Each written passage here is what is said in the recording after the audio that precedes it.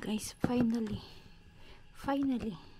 na-upgrade ko na yung times 2 ko na Insta. So ngayon meron ako ditong Insta times 4 8K 360 action cam. So ganito yung ano niya, pang 360 degree and pang pro and visible stick and active HDR video. Yan siya. And also for 360 horizontal lock. So ito yung bagong upgrade ng Insta. Actually last year siya lumabas, so nabili ko lang siya online and second hand, pero it's really good pa. Kakabili lang niya last year, so paglabas last year niya pinilabas. It's 24 April 2024 and the original price is 3,799. So nabili ko na lang siya ng 2,500. Okay naman siya sa 2,500 kasi wala siyang stick. So bibili pa ako ng invisible stick, kaya medyo mura na siya. Ginrab ko na siya kasi mahal nga yung original nito. So ayun, bubuksan natin siya. Diyan. Wow. So ito yung inside niya. So ito yung 360 niya, which is napakaganda, napaka heavy. And tingnan natin kung ano yung extra. So meron siya ditong extra na nakalagay. So nandito lahat yung ating yung resibo, yung warranty card. O see, may warranty card pa siya. For 3 years yung warranty card niya, kaya mag-use ko pa. And the receipt and the manual. And ito yung what to know, waterproof. Dito siya. Pang waterproof na rin pala to. And also the quick start guide. Ayan, quick start guide. Dito siya. So kompleto siya. And also meron siyang charan, ang cute niya, Insta 360 thankful sticker. May free sticker talaga. So napaka niya. So ito yung free niya, sticker. And then ito yung safety guideline na manual.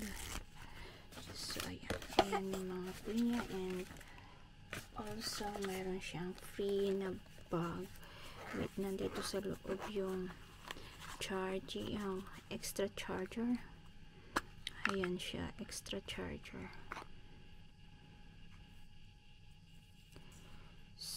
So wala yan kasi yung times 2 meron siyang charger na ano, ito wala siyang charger. So itong yung nalagay sa ulo ng deto. Yan, pang cover siya sa ulo. So I'm very excited to use this times 4 360. So ayun yung mga free niya. And also of course meron tayong panglinis. Wala na siguro, wala na. So ito, meron pa pala siyang grip. Where is the grip? Meron pa pala siya. Ito yung of course the charger. And ito yung pang cover niya dito sa dito. So ngayon ilalagay muna natin yung pang cover niya para hindi magasgasan yung ating camera. So linalagay siya dito. Dalawa yata. Sorry. Ayan, dalawa siya. Ito.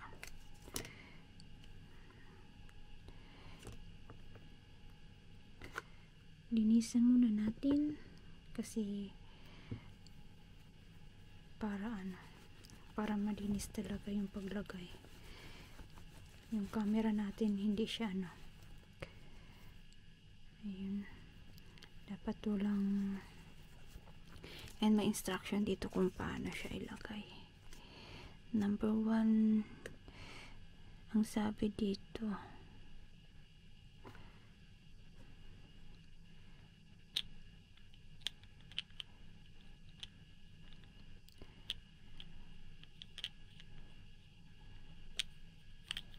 paano kaya ito ilagay? Ay, yung blue, dapat yung blue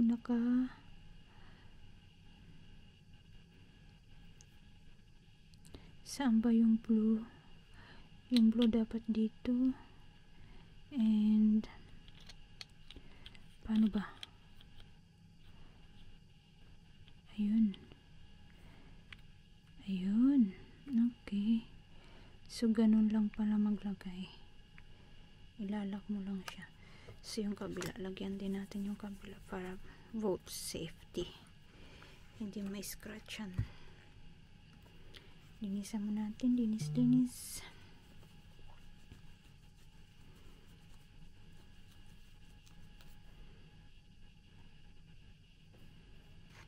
So lagay natin dito.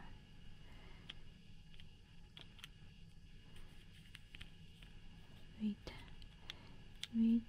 Saan ba? Ito. So ayun, nalagay ko na yung grip niya.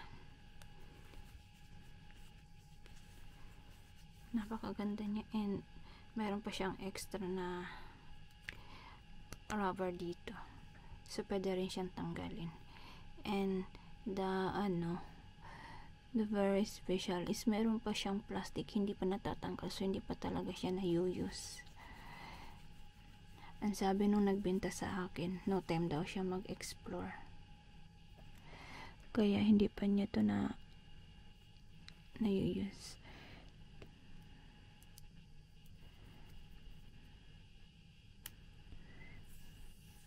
See, napaka-ano pa niya. Napakaganda. Wala pang gas-gas. So ilagay muna natin ulit ito.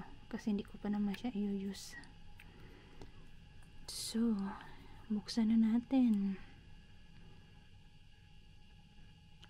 Yan. See, napakaganda niya. Napakalinaw. Ito yung bagong upgrade ng 360. Napakalinaw. So, ayan siya guys. Napakalinaw niya. Napakalinaw yung kuha niya. Ayan. I-try natin. Wala pa siyang wala siyang memory card. So, lagyan muna natin ng memory card para makapicture.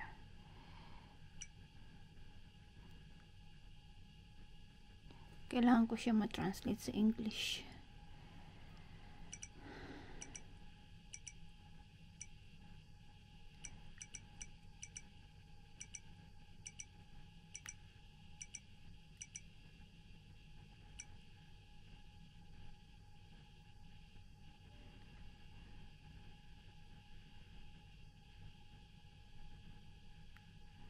Ayan, 15p 1 second, 18 ps. O diba?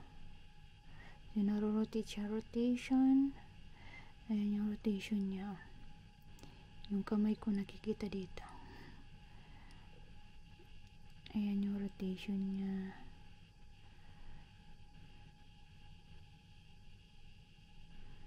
So, kailangan ko siyang i-translate ng English. Settings. Hanap pa tayo ng settings. Ito yung settings. Hahanapin natin yung English. Kasi nandyan lang yan. SIM card.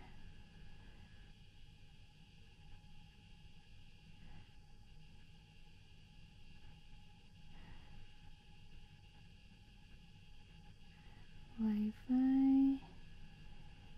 Language. Month, date. Dito.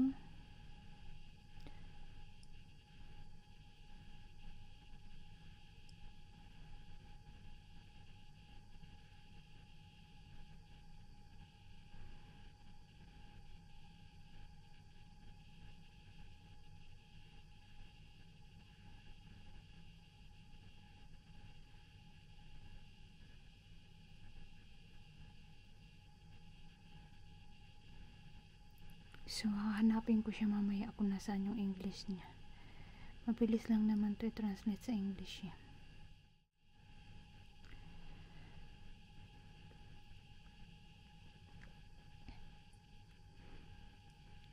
May remote control din pala siya. Remote control. So, ayun, marami siyang marami siyang pagpipilian.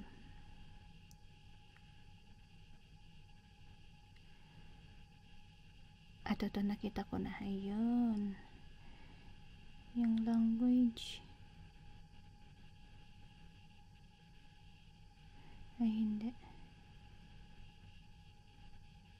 Hindi to, hindi. Siguro mapapalit ko to, mag-install ako sa cellphone. Pwede siya sa bike.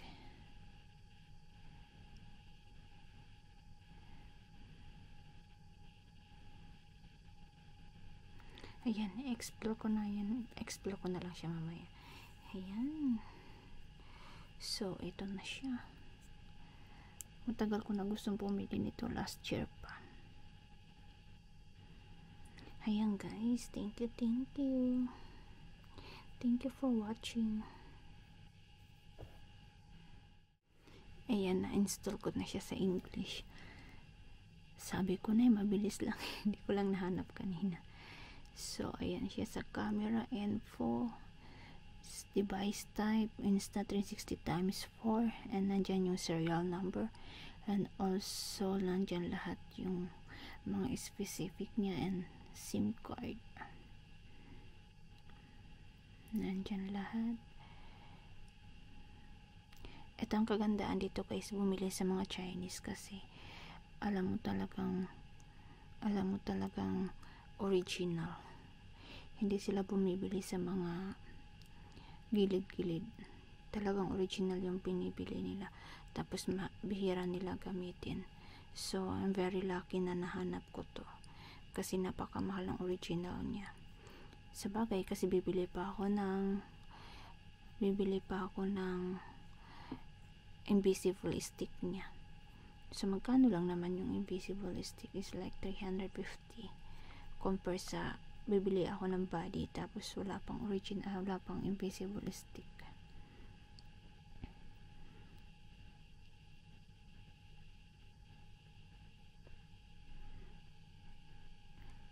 Tingnan mo naman.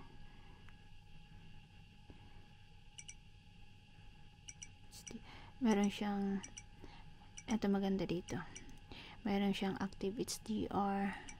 Meron siyang time lapse. Ayan, time lapse.